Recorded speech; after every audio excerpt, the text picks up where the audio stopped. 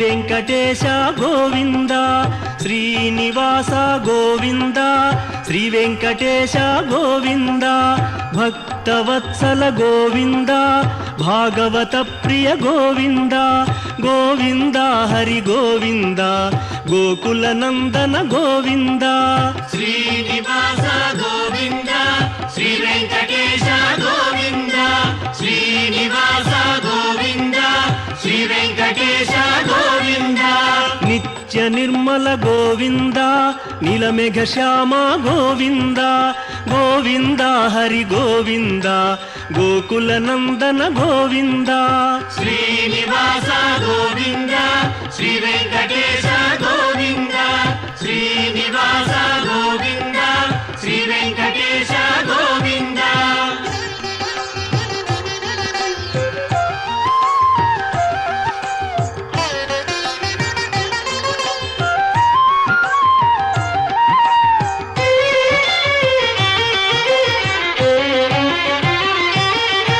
పురాణ పురుష గోవింద, పుండరీకాక్ష గోవింద, గోవింద హరి గోవింద, గోకుల నందన గోవింద. శ్రీనివాస గోవింద, శ్రీ వెంకటేశ గోవింద, శ్రీనివాస గోవింద, శ్రీ వెంకటేశ గోవింద. నందనందన గోవింద, నవనీత చోర గోవింద, గోవింద హరి గోవింద, గోకుల నందన గోవింద.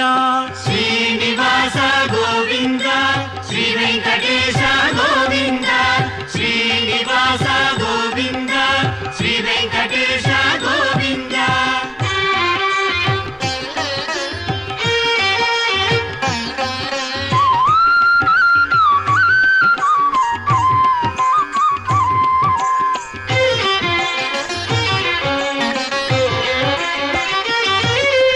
పశుపాలక శ్రీ గోవింద, పాప విమోచన గోవింద, గోవింద హరి గోవింద, గోకుల నందన గోవింద. శ్రీనివాస గోవింద, శ్రీ వెంకటేశ గోవింద, శ్రీనివాస గోవింద, శ్రీ వెంకటేశ గోవింద. దుష్ట సంహార గోవింద, దురిత నివారణ గోవింద, గోవింద హరి గోవింద, గోకుల నందన గోవింద.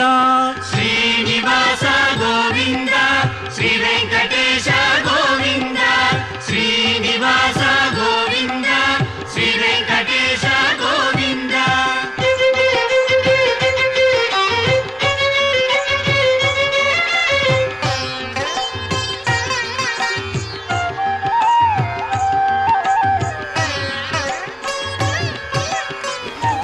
ఏడుకొండలవాడ వెంకటరమణ గోవింద గోవింద. తిరుపతి పట్టణానికి అత్యంత శోభను కలిగించేటువంటి గోవిందరాజస్వామి అందరికీ సుపరిచితుడే. స్వామివారికి అన్న అని కొంతమంది భావిస్తారు. ఆ పరమాత్మే రెండు రూపాలతో ఇలాగా భక్తులని అనుగ్రహిస్తున్నాడు అని అనేక మంది భావిస్తారు.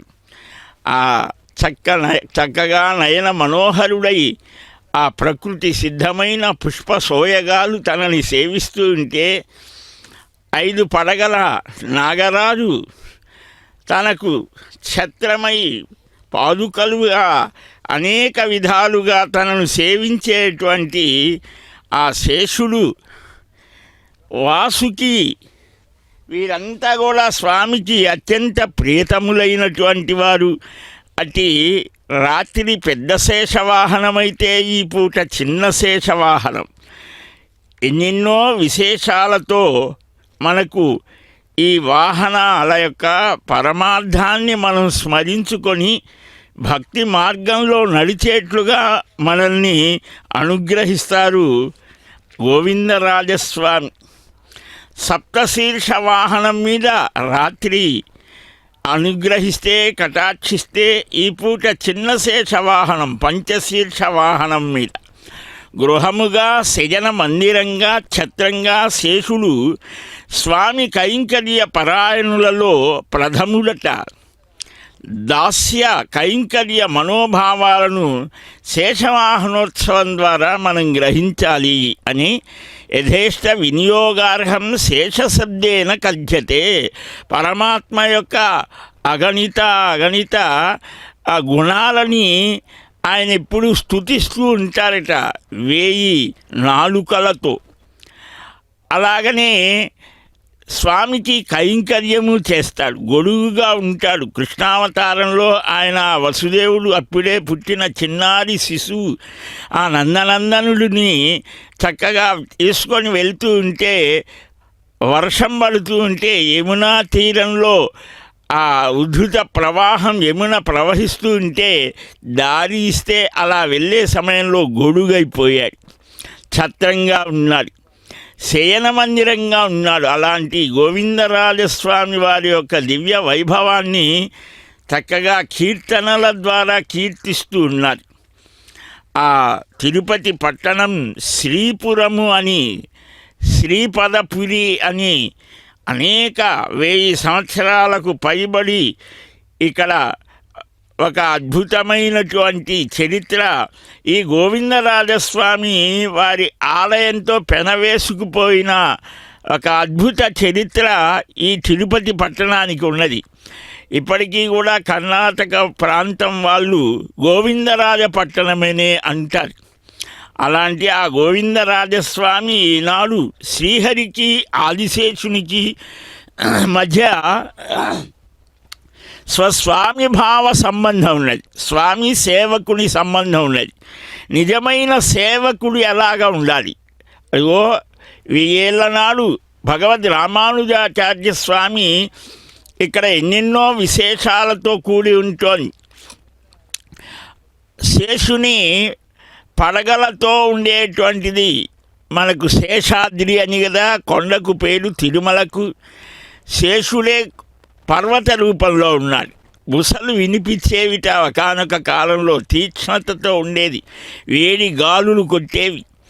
అలాంటి సమయంలో ఇక్కడ పట్టణమే కష్టంగా, బ్రతకటమే కష్టంగా ఉంటే అప్పుడు ఆచార్యుల వారు ఇక్కడ గరుడాయంతో ఈ తిరుపతి పట్టణానికి అంకురార్పణ చేశాడు అని కూడా ఒక కథనం ఈ స్థానికులలో ఉన్నది. కొత్తూరు అని ఇలాగా రకరకాల పేర్లతో ఉన్నటువంటి తిరుపతి పట్టణం క్రమక్రమంగా అనేక నామాలని సంతరించుకొని గోవిందరాజ పట్టణం, రామానుజ పట్టణం ఇలాగ పేర్లతో ఉన్నది. అదిగో అభయప్రదానం చేస్తూ తత్వోపదేశం చేస్తున్నాడా, బుగ్గన చుక్కబెట్టుకొని మధుర మనోహరమైన దివ్యమైనటువంటి ఆ దేవదేవుడు నారాయణాయ నాథాయ వాసుదేవాయ విష్ణవే నామ్నా గోవిందరాజాయ భూమ్నే భవతు మంగళమని మహారాజుగా గోవిందాయ నమో నిత్యం శ్రీనివాసాయ తే నమః అని శ్రీవారి శతనామావళిలో కూడా ఒక నామం శ్రీనివాసుడికి గోవిందరాజస్వామికి అభేదాన్ని జ్ఞాపకపరుస్తారు. క్షీరసాగరమే లక్ష్మికి ఉద్భవ స్థానం అవడం చేత శ్రీపదమనే పేరుతో గుర్తించబడి పురరూపాన్ని పొందావు శ్రీపురము అని కూడా పెద్దలు. వైకుంఠ మే కొద్ది వర్ణ వ్యత్యాసంతో శ్రీవేంకటం అనే పేరుతో చిహ్నితమైన అచల రూపాన్ని పొందింది. అక్కడున్నట్లే అక్కడ ఉన్నటువంటి గోవిందరాజ స్వామి శ్రీనివాసులు క్షీరాబ్ధినాథ శ్రీవైకుంఠనాథులే వారు ఏకభావాన్ని పొందిన వారలే అని సుదృఢంగా నిశ్చయించినటువంటి వాడవై సమానంగా ఉత్సవాదులను నిర్వహించాలి అని యాదవరాజులను నిర్దేశించారు భగవద్ రామానుజాచార్య స్వామి ఆ 10వ శతాబ్దిలో. ఏక వస్తు మూలతా ప్రయుక్తమైన ఏకవస్తు అంతర్భూత తత్వలక్షణమైన ఏకవస్తుత్వాన్ని ప్రకటీకరించారు. అంటే అభేదభావం. ఆ శ్రీనివాసులే ఇక్కడ జాగ్రత్తావస్థ స్వరూపమే వెంకటేశ్వర స్వామి పరమాత్మ స్వరూపమని, నిద్రావస్థలోని పరమాత్మ స్వరూపమే గోవిందరాజస్వామి అని, సర్వఘోషములకు అతీతుడైన గోలోకంలో ఉన్న గోపాల స్థితే ఇది అని, గోలోక స్థితే అనబడే ఈ గోవిందరాజస్వామి అని కూడా చెప్పడం అభిజ్ఞులైనటువంటి వారి మాట. గోవింద నామానికి దాదాపు 7-8 అర్థాలు చెప్పారు. కేశవాది నామాల్లో గోవింద మంత్రం కూడా ఒకటి. తిరమై శ్రీ వెంకటాద్రి తిరుపతిలోను గొరబాయని బ్రతుకు గోవిందరాజా.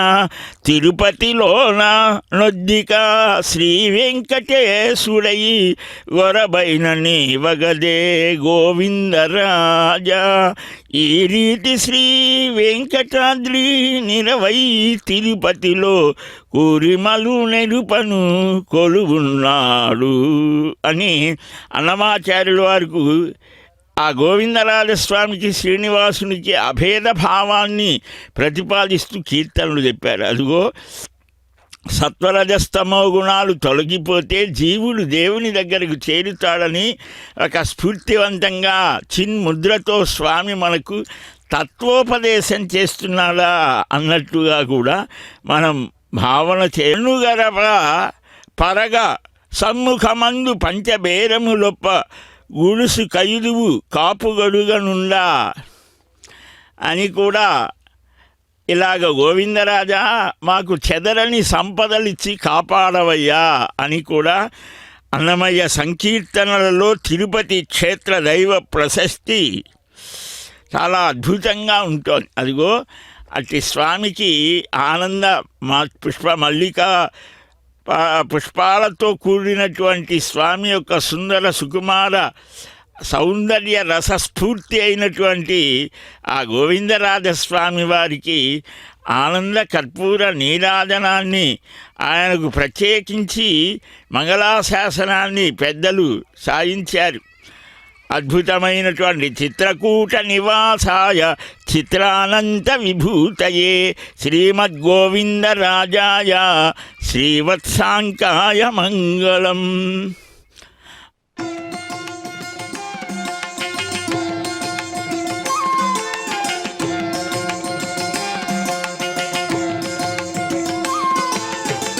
కొలువై ఉన్నాడు వీడే గోవిందరాజు. కొలువై ఉన్నాడు వీడే గోవిందరాజు. కొల కొల నేగి వచ్చే గోవిందరాజు. కొలువై ఉన్నాడు వీడే గోవిందరాజు. కొల కొల నేగి వచ్చే గోవిందరాజు. కొలువై ఉన్నాడు వీడే గోవిందరాజు.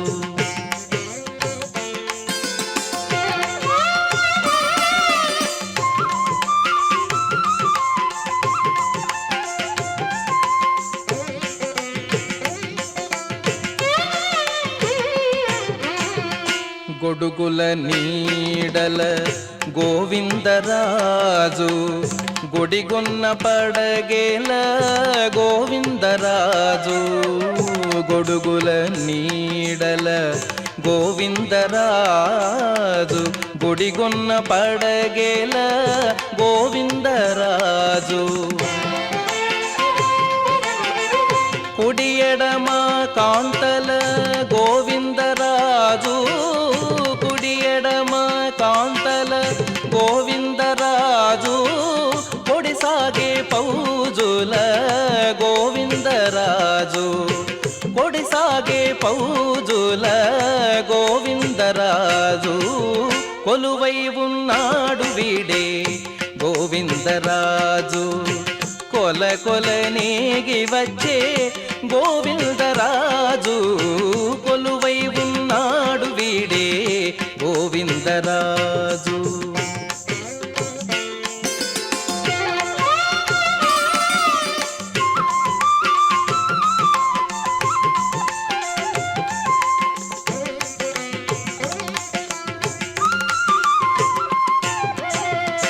గొప్ప గొప్ప పూదండల గోవిందరాజు. గొప్పేటి వింజామరల గోవిందరాజు. గొప్ప గొప్ప పూదండల గోవిందరాజు. గొప్పేటి వింజామరల గోవిందరాజు. కొప్పుపై చూగులతోడి గోవిందరాజు, కొప్పుపై చూగులతోడి గోవిందరాజు, కుప్పి కటారములతోడి గోవిందరాజు, కుప్పి కటారములతోడి గోవిందరాజు, కొలువై ఉన్నాడు వీడే గోవిందరాజు, కొల కొల నేగి వచ్చే గోవిందరాజు, కొలువై ఉన్నాడు వీడే గోవిందరాజు.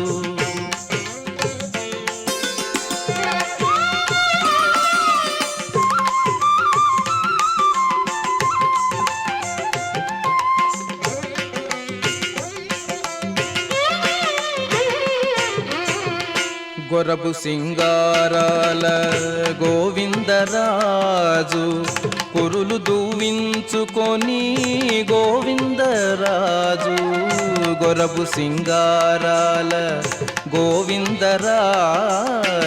కురులు దూవించుకొని గోవిందరాజు, తిరుపతిలోనను తిరమై శ్రీ వెంకటాద్రి, తిరుపతిలోనను తిరమై శ్రీ వెంకటాద్రి, కురిసి వరములెల్ల గోవిందరాజు, కురిసి వరములెల్ల గోవిందరాజు, కొలువై ఉన్నాడు వీడే గోవిందరాజు, కొల కొల నేగి వచ్చే గోవిందరాజు, కొలువై ఉన్నాడు వీడే గోవిందరాజు, కొల కొల నేగి వచ్చే గోవిందరాజు, కొలువై ఉన్నాడు. అందమైన అన్నమయ్య కీర్తనల్ని వింటూ రాజలాంఛనాలతో క్రొత్త పెళ్లి కొడుకులాగా సర్వాభరణ భూషితుడై శ్రీవారు ద్వారపాలకులందరూ సేవిస్తూ ఉంటే వసంత మండపం, నీరాలి మండపం, చిత్రకూట మండపం, కుంభహారతి మండపం,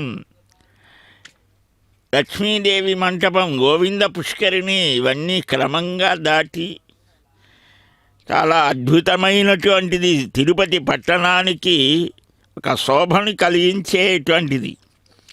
రామానుజపురము అని యాదవరాయలు స్వామి యొక్క సేవా కైంకర్యాలని నిర్వహించేటువంటి విష్ణు భక్తులకు ఆనాటి కాలంలో ఇక్కడ బహూకరించారని కూడా చరిత్ర. 1219లో వీర నరసింహరాయల రాణి అఖండ దీపానికి 32 గోవుల్ని సమర్పించింది అని.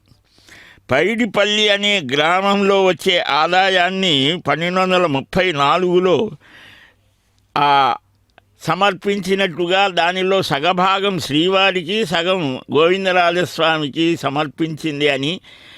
ఈ ఆనిమాసపు అంటే జ్యేష్ఠమాసపు బ్రహ్మోత్సవం జరపటానికి తాను ఇంతకు ముందే తయారు చేయించి ఒక కొయ్య రథాన్ని కూడా ఇచ్చినట్లుగా కూడా చరిత్ర.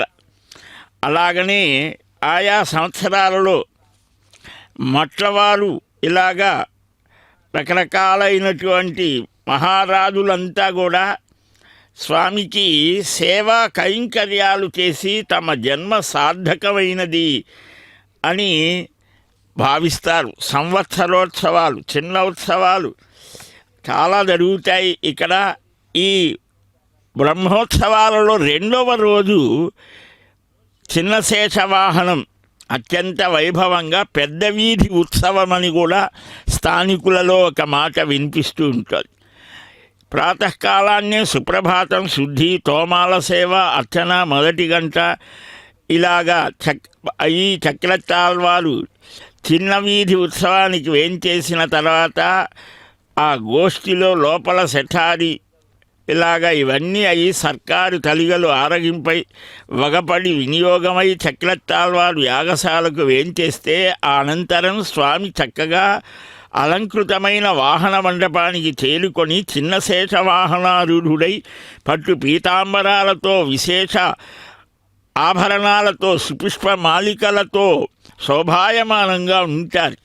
అదిగో చిన్నారులంతా చిద్విలాసుడైన గోవిందునికి చక్కగా ఆనందకరమైనటువంటి అదిగో ఆ కిరీటధారణ, ఆ కిరీటానికే ఒక విశేషం ఉన్నది. విశేష ఆభరణాలతో పుష్పమాలికలతో హారతి అయి గోష్ఠికి శఠారి సాయించి పెద్ద వీధి ఉత్సవానికి రాజలాంఛనాలతో వేంచేసి వంగీపురం వారి గృహం నుంచి దివ్య ప్రబంధం తొడక్కం జరుగుతోంది. పెద్ద వీధి ద్వారా గంగుండ మండపానికి వేంచేస్తారు. అక్కడ ఆరగింపు జరుగుతోంది. సర్కారు పరివర్తనం అయి మళ్ళా ఆలయానికి వచ్చినప్పుడు కుంభహారతి మంటపం దగ్గర ఇయ్యల్పడి ఆరగింపు జరుగుతుంది. కుంభహారతి ఇలాగా ఎన్నెన్నో ఒక 1000 ఏళ్ళ నుంచి అదిగో ఆ స్వామి మన కోసం అందరినీ అనుగ్రహించాలి అనేటువంటి పరమ ప్రేమతో ఇలాగా మనకు తన సేవని అనుగ్రహించేటువంటి స్వామి. ఆ దేవదేవుడి యొక్క దివ్యమైనటువంటి రాజసం మనం చూస్తే మనస్సు అనేది మైమరచిపోతుంది. చిత్రకూట నివాసాయ చిత్రకూటం తిరు అని కూడా ఇలాగ ఎన్నెన్నో చారిత్రకమైనటువంటి గాథలతో ముడిపడి ఉన్నది. అమృతస్యంది పాదాయ విశ్వతో వ్యాప్త తేజసే గోవిందరాజచంద్రాయ నిత్యపూర్ణాయ మంగళం. అమృతాన్ని చిందించే పాదపద్మాలు కలిగిన వాడు, లోకమంతటా వ్యాపించిన తేజస్సు కలిగినటువంటి వాడు, ఎప్పుడూ పూర్ణుడైనటువంటి గోవిందరాజచంద్రులకు జయమగుగాక. నారాయణాయ నాథాయ వాసుదేవాయ విష్ణవే నామ్నా గోవిందరాజాయ భూమ్నే భవతు మంగళం. నారాయణుడు, నాథుడు, వాసుదేవుడు, మహావిష్ణువు అదిగో ఆ జీయర్ స్వాములు యొక్క ప్రబంధ గోష్ఠి ఇక్కడి నుంచి శుభారంభమవుతోంది. సృష్టి ప్రారంభ సమయంలో రజోగుణ తమో గుణాలతో ఉద్భవించిన మధుకైటభులు అసురులు బ్రహ్మ దగ్గర ఉన్న వేదరాశిని అపహరించి సముద్రంలో దాక్కున్నారు. అప్పుడు బ్రహ్మదేవుడు ఏం చేశాడు? అదిగో అనంతరాయలు మట్లవారు గోపురం ఇలాగా అనేక మంది మహారాజులు జన్మని చరితార్థం చేసుకున్నటువంటి ఆ గోపురాలని ప్రతినిత్యము కూడా అనుగ్రహిస్తూ ఉంటారు. ఆ గోపుర ద్వారాల నుంచే భక్తులు వెళ్తారు. ధనం ఉన్నది ఎందుకు అంటే ఇలాంటి కైంకర్యాలు, భగవత్ కైంకర్యం ఇక్కడ అందరికీ పని ఉంటుంది. అదే మన సనాతన ధర్మంలో గొప్ప విశేషం ఏంటంటే పూర్వం దేవాలయం అనేది సామాజికమైనటువంటి అన్ని కులాల వారికి అక్కడ పని ఉంటుంది. బట్టలు నేసేవారు, బట్టలు ఉతికేవారు, తోరణాలు కట్టేవారు. అంటే దేవుడు మనవాడు, మావాడు, నావాడు, మన అందరి వాడనే భావం, జాతీయ సమైక్యతా భావాన్ని కలిగించేది దేవాలయంలో జరిగేటువంటి ప్రక్రియలు, ఉత్సవాలు అన్నీ కూడా అందరికీ సమప్రాధాన్యత ఉంటుంది. ఇస్తరాకు వేసి దీపారాధన చేసేవాడికి కూడా మహారాజులు మాన్యాలు ఇచ్చారు ఒకానొక కాలంలో.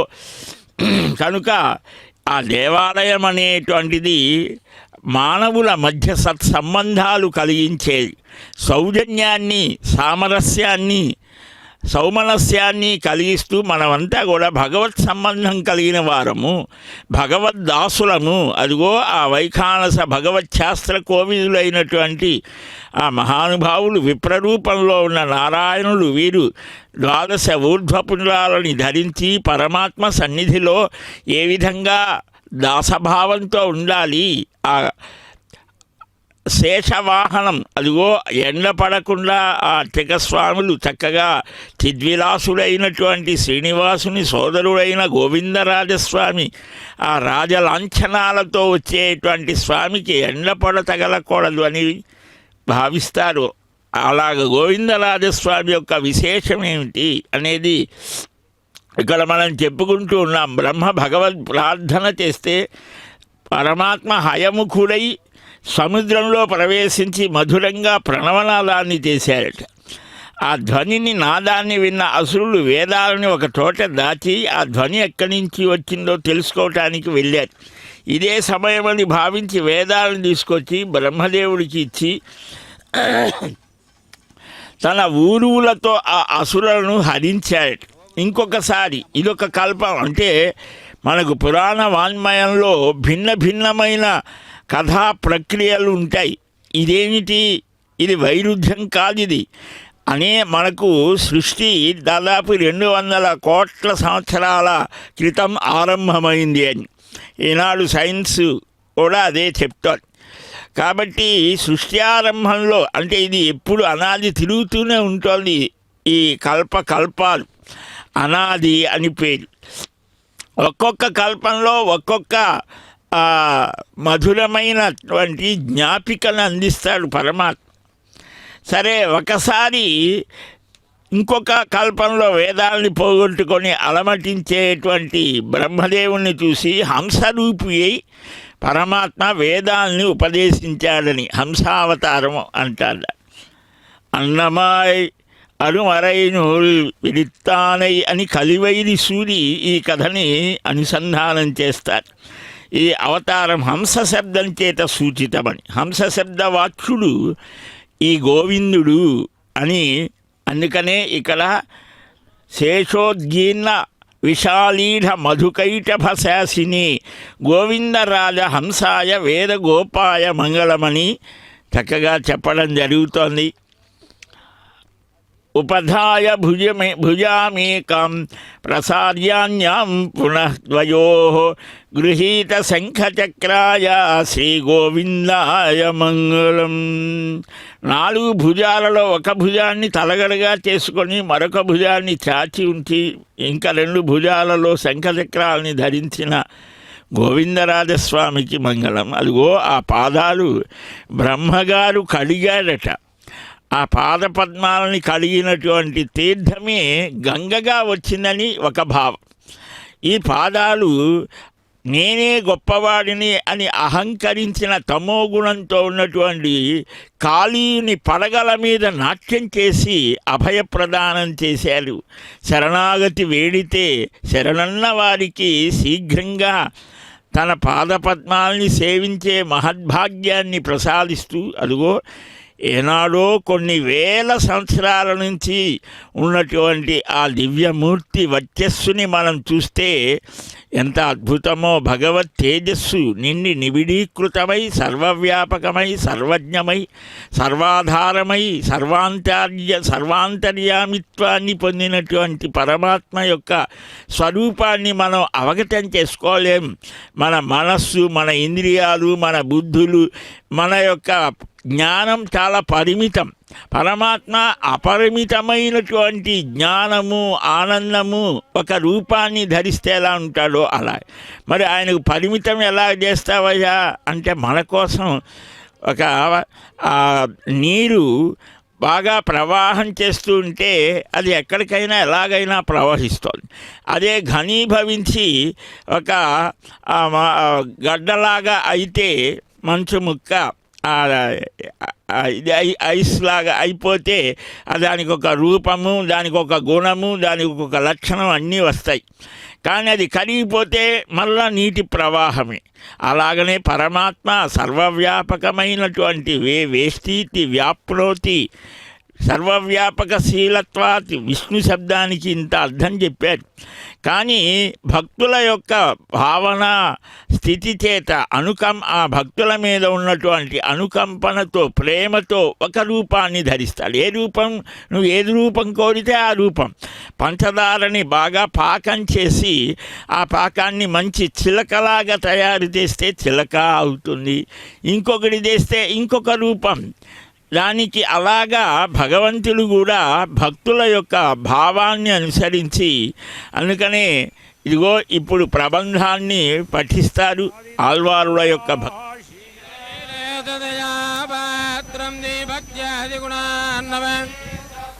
వందే రమ్యజామాదరం మునిం లక్ష్మీనాథసమారంభా జమామత్పదాచార్యపర్యంతా వందే గురుపరంపరా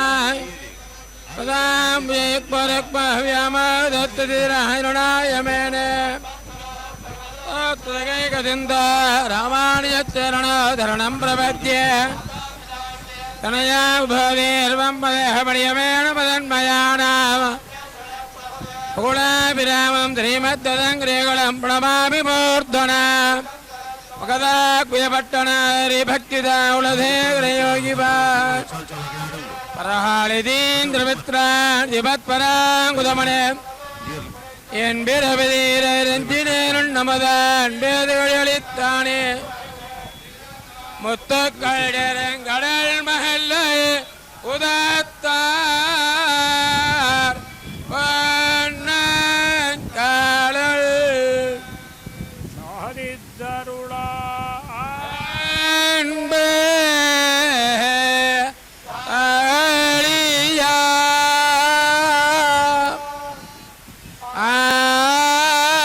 ஆர்வமே நெய்யா ஏன் பருக சேர்ந்த ஏடுதெரியா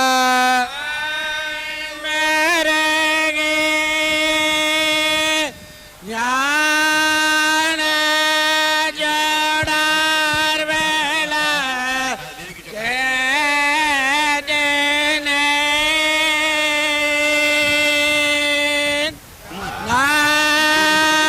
நாரணர்கே ஞான தமிழ் பொருள்தானா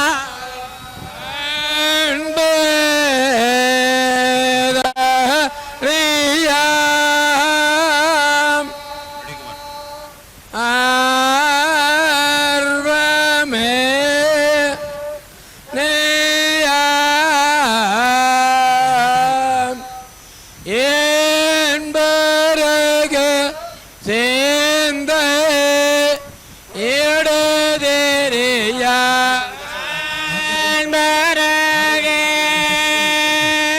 ஞான ஜடார் வேள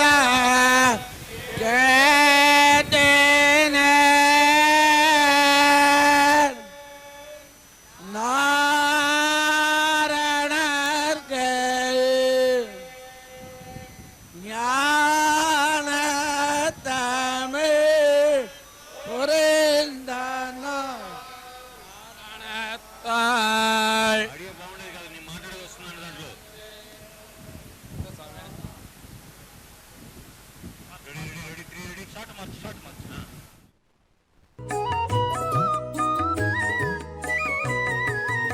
ఎమ్మె కాడు కదే దేవుడు ఎమ్మె కాడు కదే ఈ దేవుడు కుమ్మరించి కుమ్మరించి మేలు గోవిందరాజు ఎమ్మె కాడు కదే ఈ దేవుడు కుమ్మరించి మేలు గోవిందరాజు ఎమ్మె కాడు కదే ఈ దేవుడు ఎమ్మె కాడు కదే ఈ దేవుడు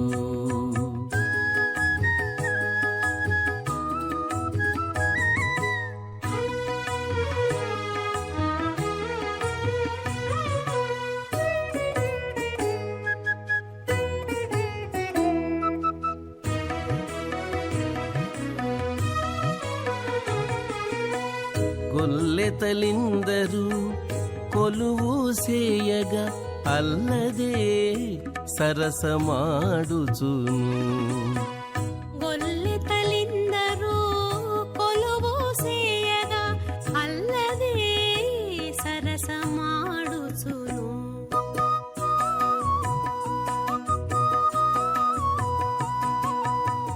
తెల్లని కన్నుల తేట చూపులతో తెల్లని కన్నుల తేట చూపులతో పొల్లున నవ్విని గోవిందరాజు తెల్లని కన్నుల తేట చూపులతో కొల్లున నవ్విని గోవిందరాజు ఎమ్మె కాడు కదే ఈ దేవుడు కుమ్మరించి మేలు గోవిందరాజు ఎమ్మె కాడు కదే ఈ దేవుడు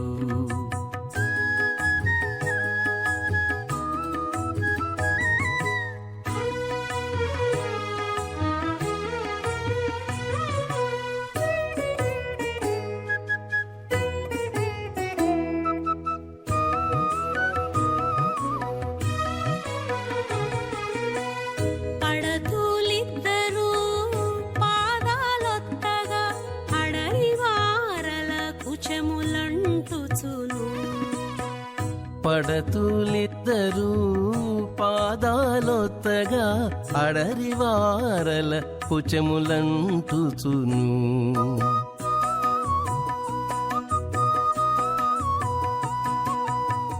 వెడగు మాటలు వేవేలాడుతాను,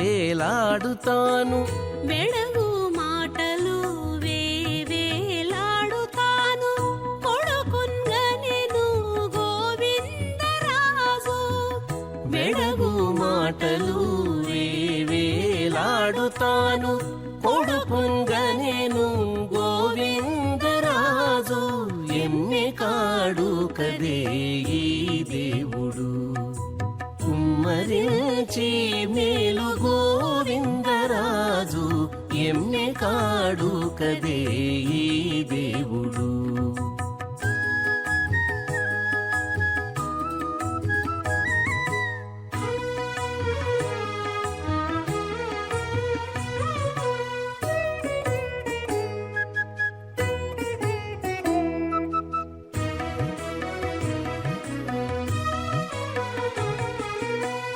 పూడిగ పువ్వారు వద్దనే ఉండగా జాడువలపులు చల్లుచును.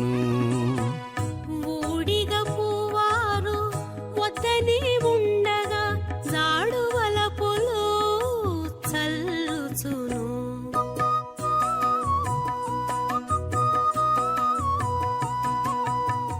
వేడుకతో శ్రీ వెంకటాద్రి మీద, వేడుకతో శ్రీ వెంకటాద్రి మీద కూడి నిందరిని గోవిందరాజు. వేడుకతో శ్రీ వెంకటాద్రి మీద కూడి నిందరిని గోవిందరాజు. ఎమ్మె కాడు కదే ఈ దేవుడు, కుమ్మరించి మేలు గోవిందరాజు. ఎమ్మె కాడు కదే ఈ దేవుడు.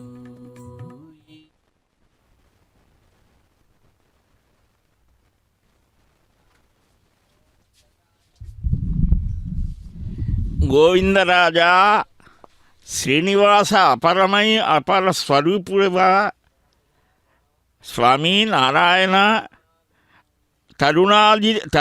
తారుణ్యామోద సౌందర్య తరంగిత తనుశ్రియే, గోవిందరాజరత్నాయ సర్వహృద్యాయ తే నమః. యవ్వనము, సౌగంధ్యము, లావణ్యము, దివ్యదేహ సౌందర్యము కలిగిన మనోహరుడవైన స్వామి గోవిందరాజా, ఈనాడు చిన్న శేషవాహనం. శేషుడు అనంటేనే పరమాత్మకు ఏ విధంగా సేవ చేస్తే సంతోషం కలుగుతుంది.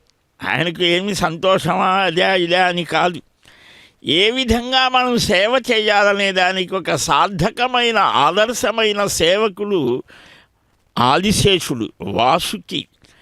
ఈ చిన్న శేష వాహనం విశేషం చాలా గొప్పది. మనలో కుండలిని శక్తి అని ముడుచుకున్నటువంటి సర్పాకార రూపమైన ఒక శక్తి ఉంటుంది అని యోగశాస్త్రవేత్తలు చెప్తారు. దాన్ని ఉద్దీపనం చేసి సహస్రారానికి చేరిస్తే మూలాధారం నుంచి గొప్ప అనుభూతి కలుగుతుంది అని ఆ శాస్త్రాన్ని చక్కగా పాటించేవారు చెబుతారు. ఈ శేషవాహనం దానికి సంకేతమని కూడా యోగవేత్తలు భావిస్తారు. కాబట్టి అమృతాన్ని చిందించేటువంటి పాదాలట అవి. ఆ పరమాత్మ యొక్క సేవ చాలా గొప్పది. మనకు ఈ ఉత్సవాలన్నీ కూడా బ్రహ్మోత్సవాలు స్వామి యొక్క వైభవాన్ని భక్తజనులకు ఆనందాన్ని కలిగించేటువంటి అనేక అంటే పరమాత్మ మీదనే నిరంతరం మన దృష్టి ఉండాలి. లౌకికమైనటువంటి దృష్టితో ఉంటే అనేక బాధలు కలుగుతాయి. అదిగో ఆ మహారాజులు, విజయనగరం వారు, నరసింహరాయలు వీరంతా కూడా స్వామి సేవ చేసి ఈ దేవాలయాలనేటువంటివి మన సంస్కృతికి, నాగరికతకు, వారసత్వానికి నిలిచి ఉన్న సజీవ సాక్ష్యాలు. అదిగో స్వామి అభయప్రదానం చేస్తూ సర్వధర్మాన్ పరిత్యజ్య మాం ఏకం శరణం వ్రజ అహం త్వా సర్వపాపేభ్యో మోక్షయిష్యామి మా శుచః. నువ్వు ఎప్పుడు ఏ విషయంలోనూ ఏడవకురా, ఇది లేదు అది లేదు ఏమి కాలేదు అని, నేనున్నా నీకు అని ఒక భరోసానిస్తూ ఉన్నారు. భక్తిభావనతో ఎవరైతే ఆ పాదాలని ఆశ్రయిస్తారో. కాబట్టే ఈ దేవాలయాలనేటువంటివి మనకొక ఆధ్యాత్మిక భక్తి చైతన్యాన్ని, సామాజిక సామరస్యాన్ని, ఎందుకంటే నిత్య జీవితంలో అనేక సాంసారిక యాతనలకు గురయ్యేటువంటి మానవులు పుణ్యక్షేత్ర యాత్రా దృష్టితో తోటివారితో కలిసి దేవాలయంలో వేంచేసి ఉన్నటువంటి స్వామివారిని దర్శించుకొని శాంతిని సౌఖ్యాన్ని పొందుతున్నారు.